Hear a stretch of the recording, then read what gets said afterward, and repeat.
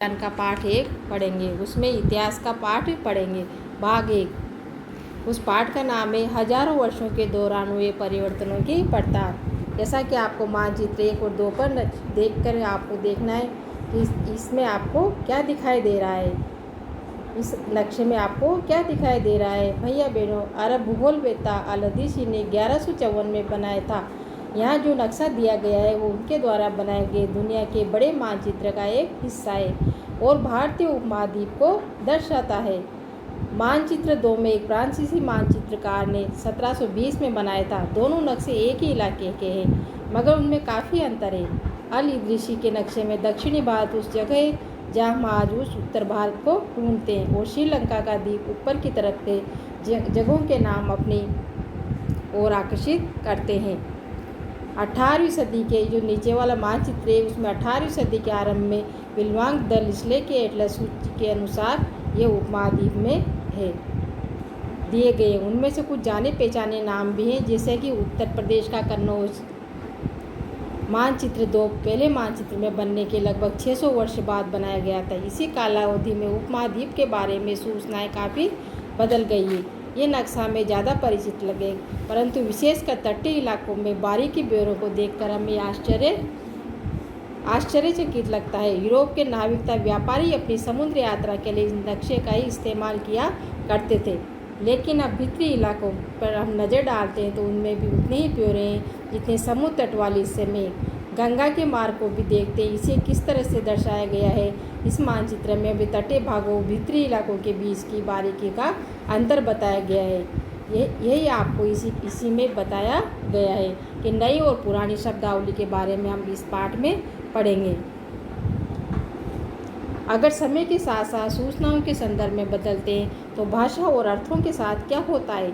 ऐतिहासिक अभिलेख कई तरह की भाषाओं में मिलते हैं और ये भाषाएं भी समय के साथ साथ बहुत बदलती हैं।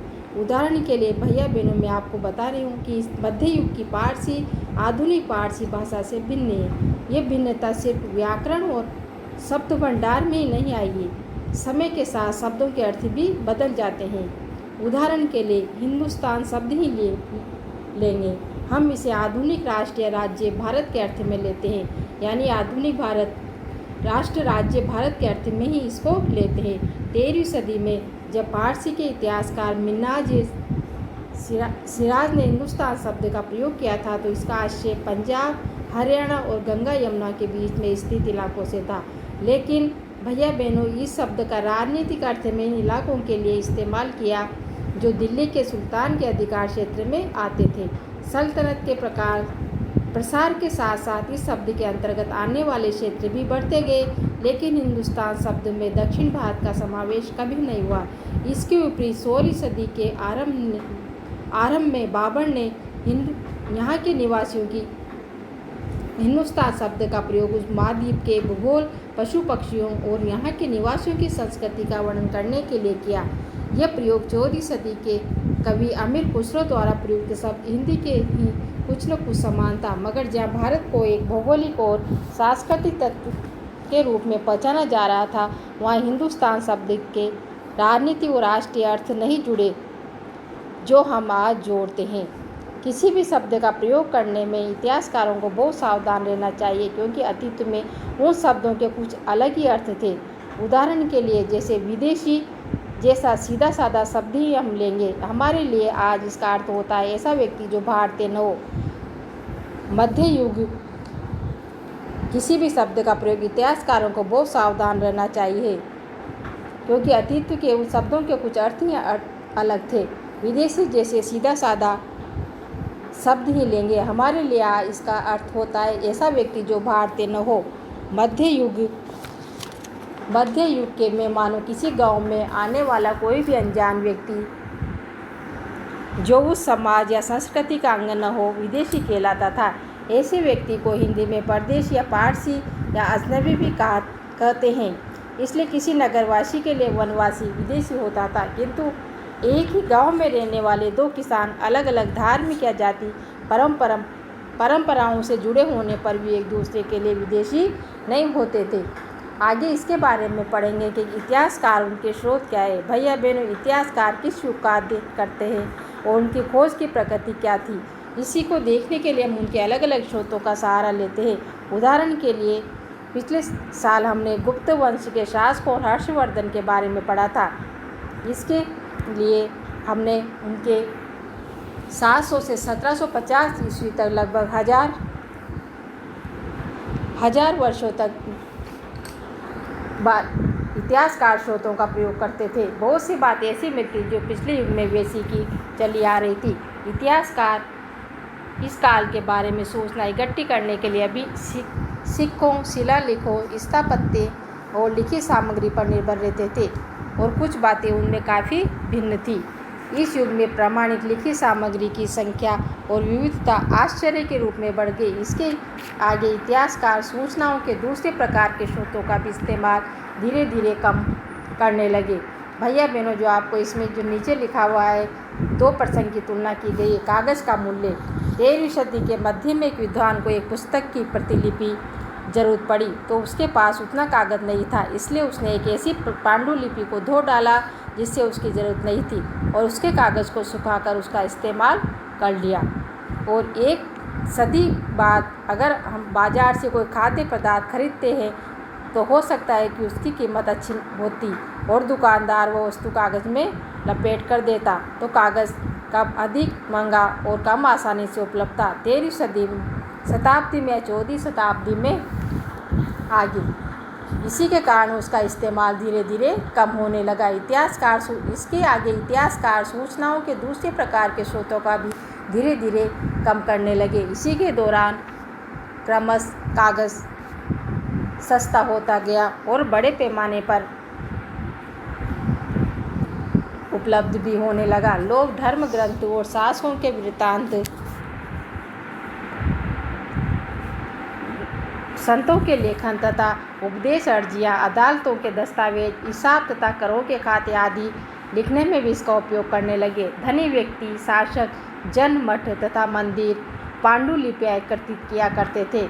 इन पांडुलिपियों को पुस्तकालयों तथा अभिलेखागारों में रखा जाता है।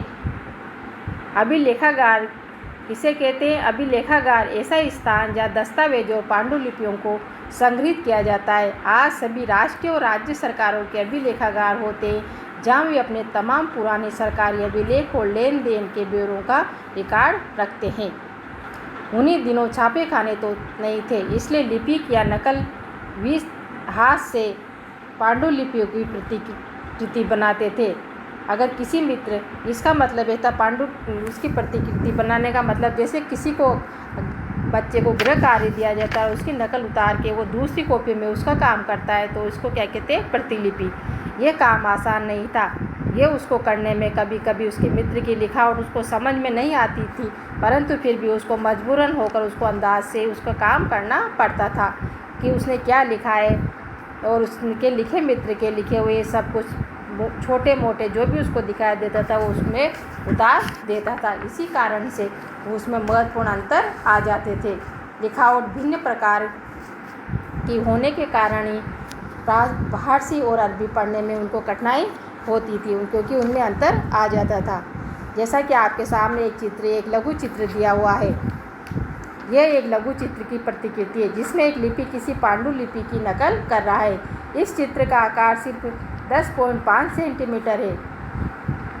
इस छोटे आकार के कारण इसे लघु चित्र या मिनिएचर कहा जाता है। कभी कभी लघु चित्रों का प्रयोग लेख में आई पांडुलिपियों को स्पष्टता प्रदान करने के लिए भी किया जाता था। ये इतने सुंदर होते थे कि आगे चलकर संग्रहकर्ता अक्सर इन चित्रों को पांडुलिपियों से अलग करके बेचने लगे थे।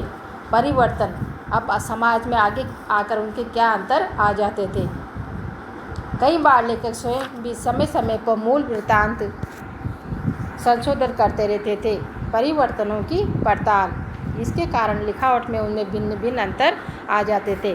पांडुलिपि की प्रतिलिपि बनाने में भी कुछ यही होता था। प्रतिलिपियाँ बनाते हुए लिपि छोटे मोटे फेरबदल करते चलते थे। कहीं कोई शब्द, कहीं कोई वाक्य, सदी हर सदी प्रतिलिपियाँ की भी प्रतिलिपियाँ बनती ही रहती थी। अंततः एक ही मूल ग्रंथ की भिन्न भिन्न प्रतिलिपियाँ एक दूसरे से बहुत ही अलग हो जाती थी क्योंकि वो अलग अलग तरीके से बनाई जाती थी। इससे बड़ी गंभीर समस्या उत्पन्न हो गई, क्योंकि आज हमें लेखक की मूल पांडुलिपि साहित्य कहीं मिलती है। हमें बाद के लिपिकों द्वारा बनाई गई प्रतिलिपियों पर भी पूरी तरह निर्भर रहना पड़ता है। इसलिए इस बात का अंदाज़ा लगाने के लिए कि मूलतः लेखक ने क्या लिखा था, इतिहासकारों को एक ही ग्रंथ की विभिन्न प्रतिलिपियों का अध्ययन करना पड़ता था। कई बार लेखक स्वयं भी समय समय पर अपने मूल वृत्तांत में संशोधन करते रहते थे, लेकिन 14वीं शताब्दी के इतिहासकार जियाउद्दीन बर्नी ने अपने वृत्तांत में पहली बार 1356 में और दूसरी बार इसके 2 वर्ष बाद यानी 1358 में 2 वर्ष बाद लिखा था कि दोनों में कितना अंतर है। लेकिन 1971 तक इतिहासकारों को पहली बार वाले वृत्तांत की जानकारी नहीं थी। यह पुस्तकालयों के विशाल संग्रह में कहीं दबा पड़ा था। अब इसके आगे हम पढ़ेंगे कि नए सामाजिक और राजनीतिक समूह में किस प्रकार परिवर्तन आया। इस परिवर्तन के आने के कारण ही 700 और 1750 के हजारों वर्षों के कारण नए सामाजिक और राजनीतिक समूह किस प्रकार से आगे आए। 700 और 1750 के हजारों वर्षों का अध्ययन इतिहासकारों के लिए एक आगे भारी चुनौती रखता है, परंतु मुख्य रूप से इसलिए कि पूरे काल में बड़े पैमाने पर अनेक तरह के परिवर्तन हुए। इस काल में अलग अलग समय पर नई प्रौद्योगिकी के दर्शन होते हैं, जैसे सिंचाई में रहट, कताई में चरखे और युद्ध में नई आग्नेयास्त्र बारूद वाले हथियारों का प्रयोग होने लगा।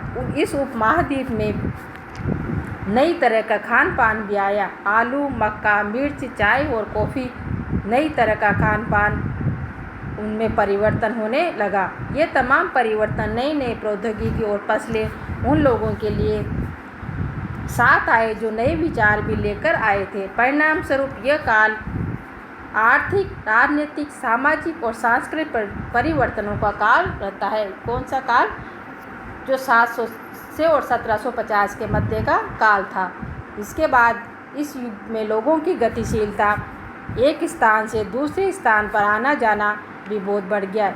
अवसर की तलाश में लोगों के झुंड दूर की यात्राएं करने लगे और इस उपमहाद्वीप में अपार संपदा और अपनी भाग्य गढ़ने के लिए अपार संभावनाएं मौजूद थी। इसी काल में जिन समुदायों का महत्व बढ़ गया, वह समुदाय आपस में एक समुदाय था। उनमें से एक मुख्य समुदाय था राजपूत समुदाय, जिसका नाम राजपूत अर्थात राजा का पुत्र। 8वीं से 14वीं सदी के बीच यह नाम आमतौर पर योद्धाओं के उस समूह के लिए प्रयुक्त होता था जो क्षत्रिय वर्ग के होने का दावा करते थे। राजपूत शब्द के अंतर्गत केवल राजा और सामंत ही नहीं, बल्कि वे सेनापति और सैनिक भी आते थे जो पूरे उपमहाद्वीप में अलग अलग शासकों के सेवारत थे। कवि और चारण राजपूतों की आचार संहिता प्रबल पराक्रम और स्वामी भक्ति का गुणगान करते थे। इसी युग में राजनीतिक दृष्टि से महत्व हासिल करने के अवसरों का लाभ मराठा, सिखों, जाट, अहोम और कायस्थ मुख्य लिपिकों और मुंशियों को कार्य करने वाली जाति समुदायों ने उठाया। इस पूरे काल में क्रमशः जंगलों की कटाई होती रहती थी और खेती का इलाका बढ़ता जा रहा था। कुछ क्षेत्रों में परिवर्तन अन्य क्षेत्रों की अपेक्षा तेजी से होने लगे। इसे पर्यावास में परिवर्तन के कारण वनवासियों को मजबूरन होकर अपना स्थान छोड़ना पड़ा। कुछ और वनवासी जमीन की जुताई करने लगे और कृषक बन गए। कृषकों को ये समूह क्षेत्र बाजार, मुखियाओं, पुजारियों और मठों, मंदिरों में प्रवाहित होने लगे। इसी पुनर्वास किसे कहा जाता है? किसी भी क्षेत्र के पर्यावरण या वहाँ के रहने वालों को सामाजिक आर्थिक जीवन शैली से होता है। इस अनुभाग में जो प्रौद्योगिक और आर्थिक, सामाजिक और सांस्कृतिक परिवर्तन है, उनमें कौन कौन से परिवर्तन आता है या शहर या गांव में सबसे महत्वपूर्ण रहे, इसके बारे में उनमें परिवर्तन आता रहता है। इस पूरे काल में वहाँ पर कुछ और वनवासी ज़मीन की जुताई करने लगे और खेती का इलाका बढ़ता गया। कुछ क्षेत्रों में परिवर्तन के कारण ही लोग वहाँ पर मालिक वर्ग की बेगारी करनी पड़ती थी। इसलिए परिणाम स्वरूप किसानों के बीच आर्थिक और सामाजिक कृषक अंतर उभरने लगा। ज़्यादा उपजाऊ जमीन होती थी, कुछ लोग मवेशी भी पालते थे। इसी कारण से कुछ लोग खेती भी खाली समय में दस्तकारी आदि का कार्य भी करते थे। इसी कारण से उन्हें समाज में ऊंचा या नीचा दर्जा दिया जाने लगा। ये दर्जे स्थायी नहीं होते थे, किसी जाति के कारण ही उन्हें नियंत्रण था। इसके आधार पर उन्हें दर्जे बदलते गए। एक ही जाति का किसी क्षेत्र में कोई दर्जा हो सकता था, किसी अन्य क्षेत्र का कोई और अन्य। इसी सदस्यों के व्यवहार का नियंत्रण करने के लिए भैया बहनों जाति समुदाय अपने अपने नियम बनाती थी। इन नियमों का पालन जाति के बड़े बुजुर्गों की एक सभा करती थी, जिसके कुछ इलाकों में जाति पंचायत कहा जाता था। लेकिन अपने निवास के गांवों के रिवाजों का पालन भी उन्हें करना पड़ता था। इसके अलावा कई गांवों पर मुखियाओं का शासन होता था। मिल मिलाकर वे किसी राज्य की छोटी इकाई पर होती थी। इसके आगे का भाग 2 भैया बहनों हम भाग 2 में पढ़ेंगे। क्षेत्र और हमारा साम्राज्य कैसा था। धन्यवाद।